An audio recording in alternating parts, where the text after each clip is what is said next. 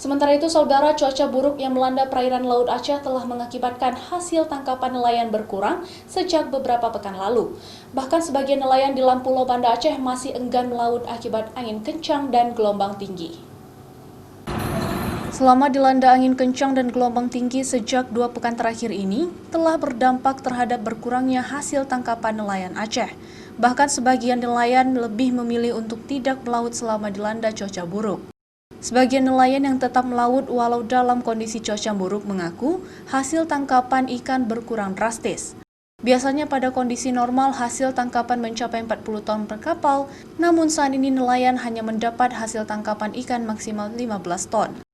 Selain hasil tangkapan berkurang selama dilanda cuaca buruk, kualitas ikan selama dilanda cuaca buruk juga menurun, karena nelayan harus bertahan di laut hingga 20 hari, padahal pada saat kondisi normal mereka hanya 8 hari di laut.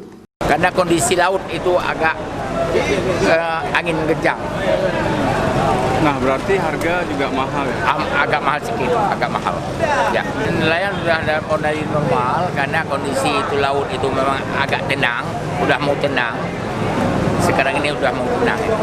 Karena pasokan ikan dari nelayan berkurang, harga ikan di tempat pendaratan ikan atau TPI Pulau Banda Aceh mengalami kenaikan Rp13.000 per kilogram dari segala jenis ikan.